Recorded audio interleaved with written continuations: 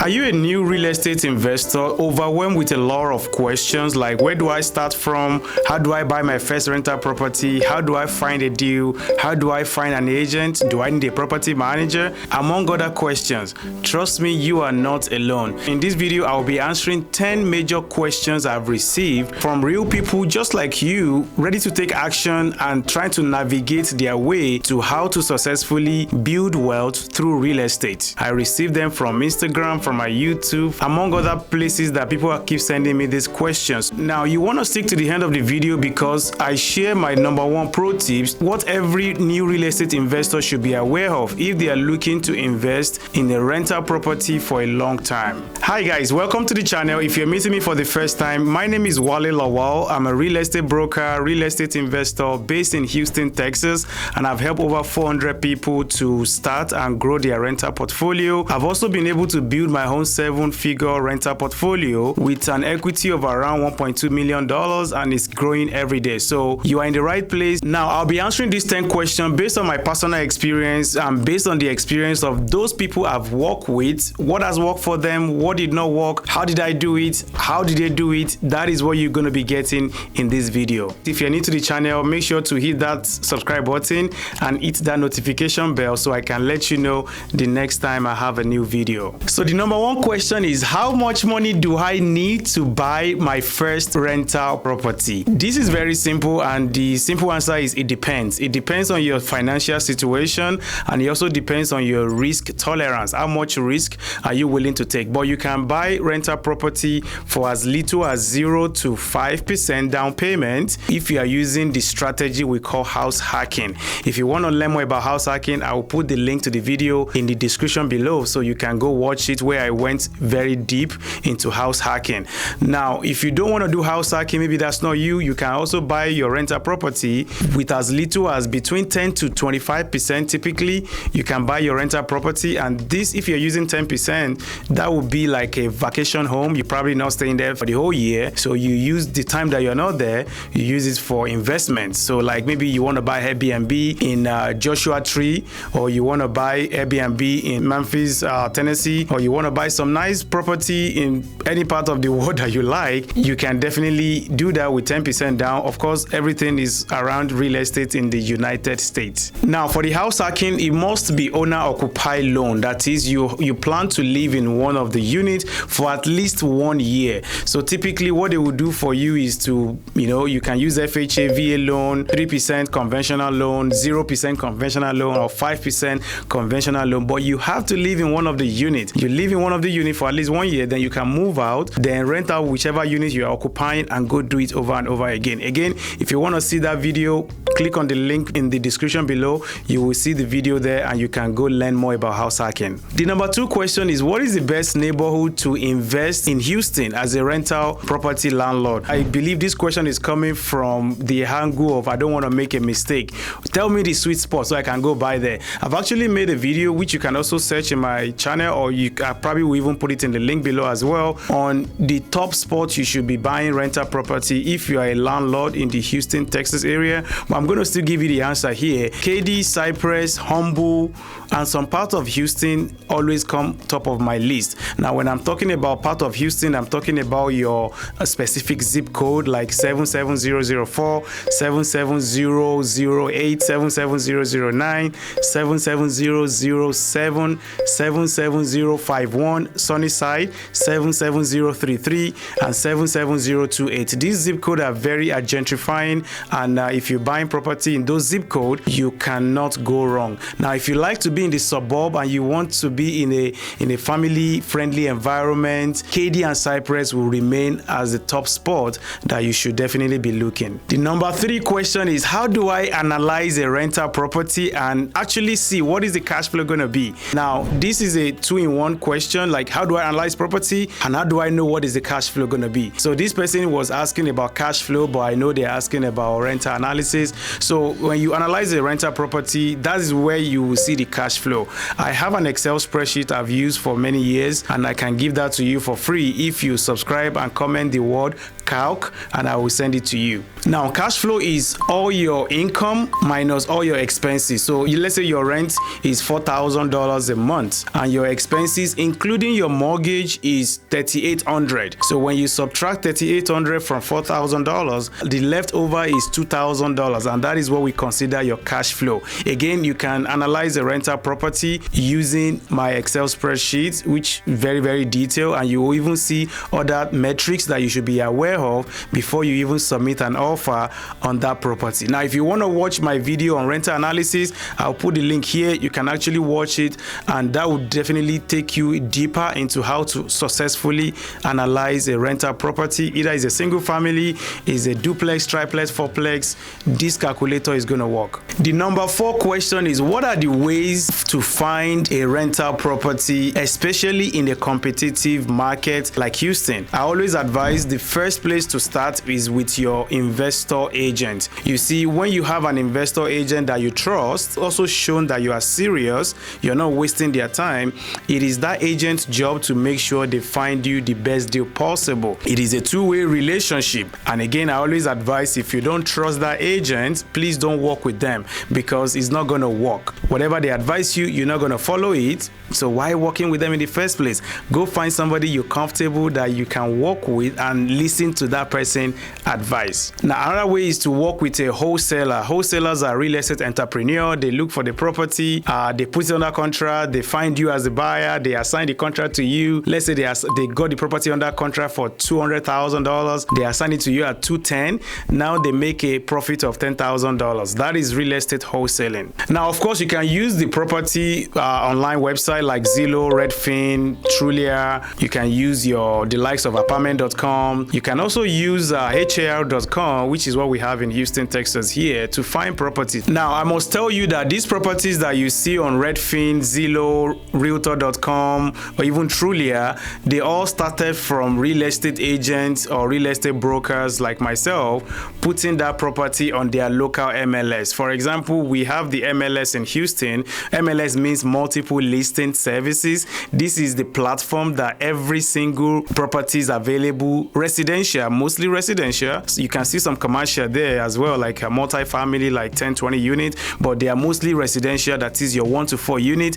This is the platform that every real estate agent have to put the property on. So every market have their MLS, like Houston have HAR, Austin have their own, California have their own, New York have their own. Once they drop it there, then Zillow and all these other platforms, they're going to pick it from there and they blast it to their platform. That is what we call syndication. They are syndicating the properties to multiple websites. So any property you've seen on Zillow, if you talk to your agent probably already see it. Now, you might not see it because you did not clearly define what you're looking for.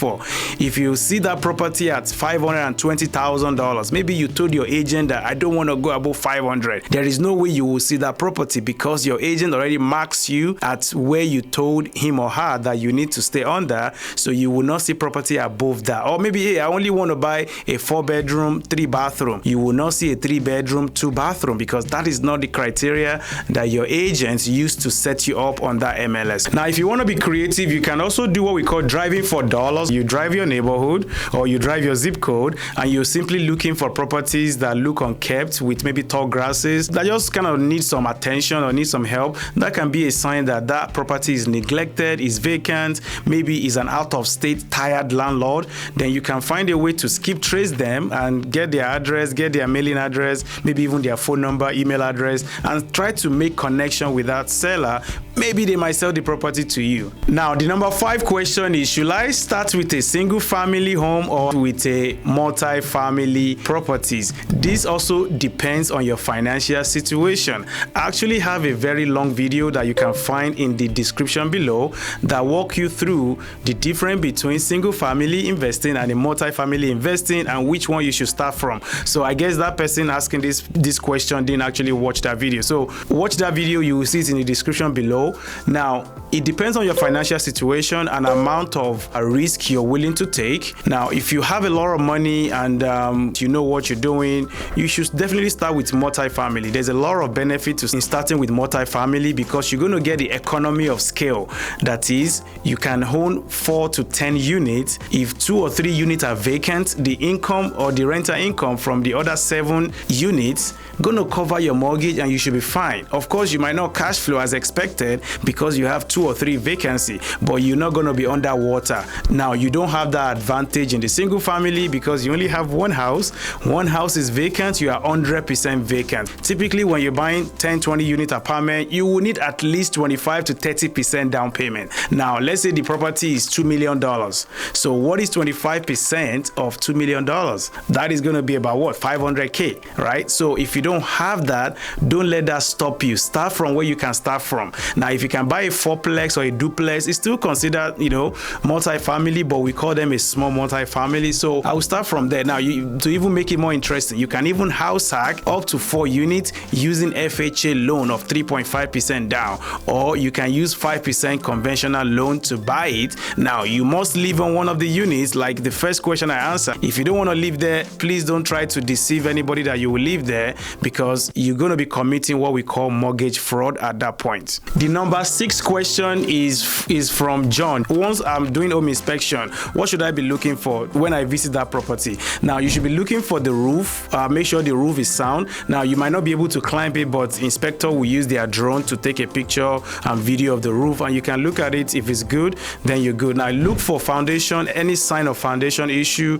any crack in the wall, any crack in the driveway, any crack on the siding of the house. That could, be a symptoms or sign that, hey, property might have a foundation issue. Also, pay attention to a lot of plumbing issue. When you see any spot, any leakage, or any spot that look like, oh, that was a leak that happened there, you want to make sure you dig in further. And of course, your inspector going to do a good job to give you a detailed report of all the issues they found during their inspection. And this inspection report is, of course, what you're going to use to negotiate for any repair. So you should also pay attention to the electrical. Make sure you look for anything that just doesn't seem right with you. Make sure your inspector cover that in your home inspection. Number 7 question is that, do I need a flood insurance when I'm buying property in Houston? The simple answer is no. If you're buying in a zone X means it's out of the flood zone. You do not need a flood insurance. Now, I do have some flood insurance on some of my rental properties, even though they are not in the flood zone. They are mainly in zone X, but I still purchase some of them just for my extra peace of mind. So if you want to be like me or some of my clients, you want extra peace of mind on your properties that should it get flooded for any reason, you want to be covered. You can never go wrong buying a flood insurance. Now, you must be able to afford it because, like I said, right, any expenses that you're spending, anything that is taking money out of your pocket is an expenses, and that will be reducing your cash flow. So if you want to maximize your cash flow, you do not need a flood insurance. But if you want a peace of mind that I just want to have it just to make sure I have it, should anything happen, buy it. You can't go wrong doing that. The number 8 question is, what are the tenant landlord regulations in Houston or Texas in general? This question actually came from one of my Twitter followers. The landlord and tenant regulation here is a little bit very simple.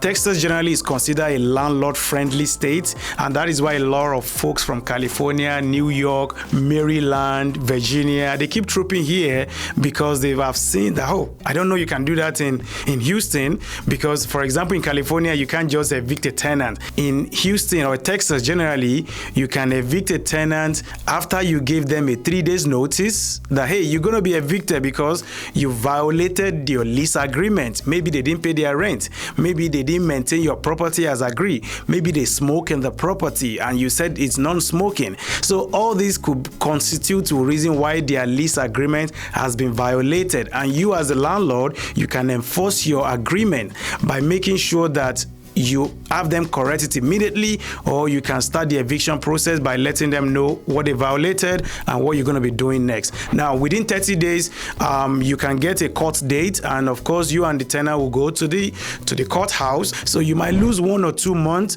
of your rental income, but it's going to help you on the long run than trying to deal with a difficult tenant. When it comes to short-term rental, the regulation here is that if you're buying a property in a very nice neighborhood, family-oriented community like Katy, Cypress, Spring, Humble, some part of Rosenberg, they will not allow short-term rental. So if you're going to be doing short-term rental, you need to think twice, because that strategy will not work. Now, but if you want to buy in Houston proper, the neighborhood or areas or zip code without HOA, you're going to be fine, because most of these have a lot of new duplexes and they encourage short-term rental. And even more importantly, they are very close to the Texas Medical Center, which is the largest medical center in the entire world. So if you're looking to invest in Houston and you want to do short-term rental, be aware that those suburbs, your Katy, Cypress, Humble, Spring, Rosenberg, the Woodlands, they may not allow your short-term rental.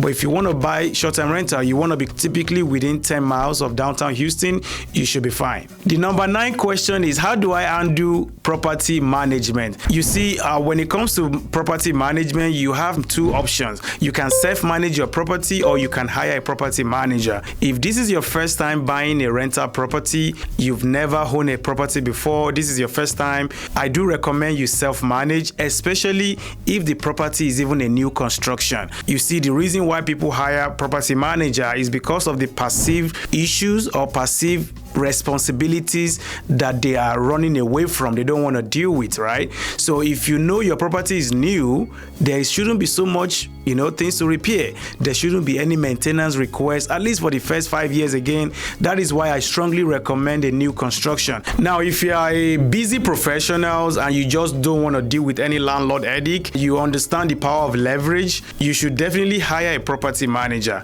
If you want to get a connection to my property manager, shoot me a DM on Instagram at Wale_Lawal here, and I'll be able to connect you with my property manager.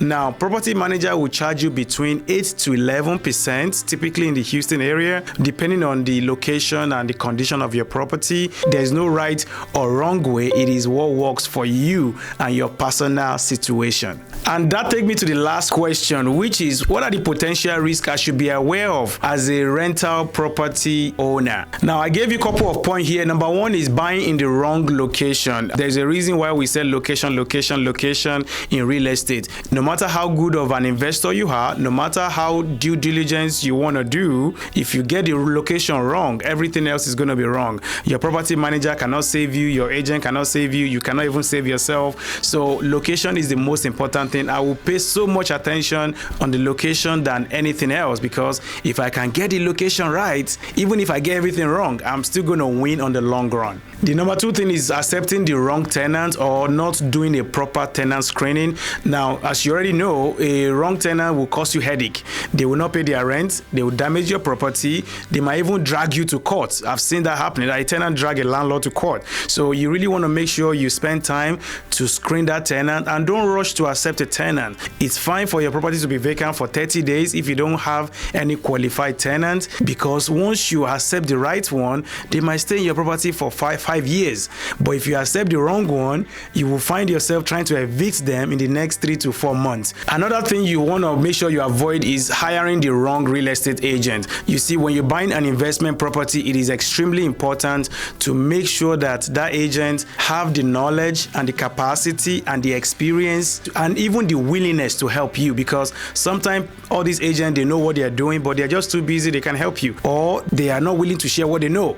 So you want to make sure your agent, you are very compatible, they understand your goal and you understand their own as well, and you understand that both of you are working together to achieve a common goal of that agent, of course, making commission, you also being able to start your real estate investing journey. Now, if you want to get connected with my agent, I will recommend you can follow me on Instagram and DM me the word agent, and I will be able to connect you with a rockstar investor agent in your market. And if you want to work with me, you can definitely see my calendar below. Jump on my calendar, I will be able to get you on the right track. Another risk you should be aware of as a new investor is using the wrong loan to buy the property. You want to make sure you are using the right loan. So if you're buying a distressed property, it is very common, if you don't want to use your own cash, to use hard money. But if you have your own cash, you can use it. I don't recommend you buy your first, distressed property, that is property that need a lot of work, with your own cash, because you're going to be risking your money. I do recommend you use hard money loan, because if you're doing something wrong, the hard money is going to tell you that, hey, what you're doing is wrong. And if they tell you is wrong, they will not be able to borrow you money to buy that property. Now they save you from that headache, right? So that is why you want to leverage. If you're buying a new construction or a rent ready, a turnkey kind of property that doesn't need any work, you should not use hard money, because you're going to be wasting money, because hard money comes with a higher interest rate. I've seen 12%, 13% recently. Why should you go get 12% when you can easily qualify for 6.5% or even 5.5% as a new investor trying to buy your first property? So understand the loan options and use the right loan for the right property you are trying to buy. Now, you should also be aware of vacancy. If you have not dealt with any vacancy, you have not been investing long enough. As you continue to invest in your journey, there will be some vacancy here and there. And again, that's why people prefer multifamily, because economy of scale is working to their advantage. If one unit is vacant, the other 4-5 units can cover the mortgage. But if you have a single family home, once that unit is vacant, then you're dealing with that vacancy. So that's why you should have a measure. You should have a process of quickly getting a tenant into your unit. Within 30 days of one tenant moving out, you want to be sure that the other one is moving in. Now, maintenance cost is another thing that you should be aware of. If you buy a holder property, you would deal with maintenance. It's just part of the game. And again, if you want to reduce your risk, buy new construction, because for the first 5 to 7 years, you should not have to deal with any major maintenance or any capital expenditure, and which will keep more money in your pocket, which will reduce your headache,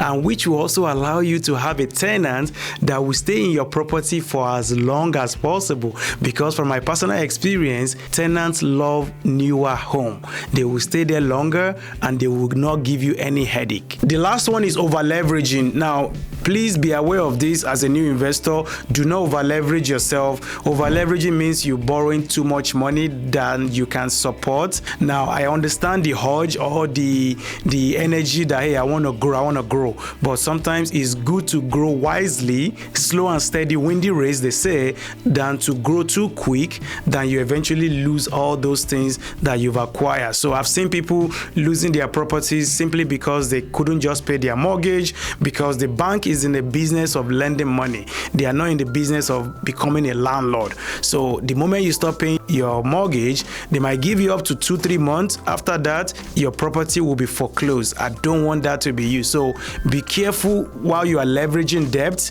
Don't get a debt you cannot afford. Don't just go and borrow people money from multiple sources just because you're trying to buy that 20-30 unit apartment complex when you are just getting started. You want to start small. Risk your own money first. Yes, you risk your money first. Once you risk your money and you've been able to know what you're doing, you've been able to record some success, then you can start potentially, risking other people's money. Now, this is the bonus question. Should I buy my property in my personal name or in an LLC? This is a very common question, and I actually have a video on that topic. Should be on my channel already. If not, you can always search my channel for should I buy property in my personal name or in an LLC.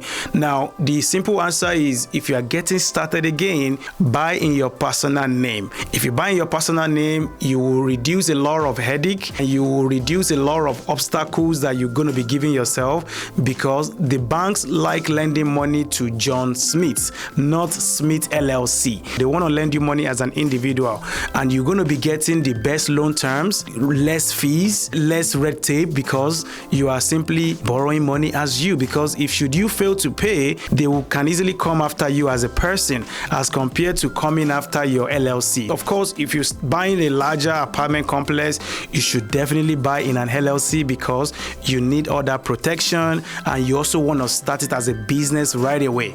Now, if you buy a single family home or a 1 to 4 unit, please buy in your personal name. If you're still afraid of somebody's going to sue you once you close, you can transfer the title from your personal name to your LLC, and that will give you that protection you are looking for. Now, even if you buy in an LLC, there's still what we call piercing the veil. If you do something wrong, and they can easily pierce the veil of your LLC and confirm that, no, this is a pure negligence. You should be aware that that road is not good. That whatever the case may be, you should be aware that something is wrong, and this is a pure negligence on your side. They will still come after you, even though the property is in an LLC. So because you put the property in an LLC does not make you untouchable. It just means it gave you some extra protection. At least before they get to you, they will have gotten everything from the LLC. Now, if whatever is in the LLC is not enough for the level of damage that has happened, they can still come after you as a person if they found that this is a pure negligence. Now, I mentioned that I'm going to give you my pro tips. So the pro tips is to network with other real estate professionals. As you're starting your journey, there will be so many questions. I just try my best to answer the top 10. There will be several other questions, and you can get all these questions answered by networking with other real estate professionals. Now, if you made it to this point, I can tell that you are very serious about your real estate investing. I do want to invite you to my free community. Comment the word training in the comment section below, and I will be able to send you an invitation to join my free community.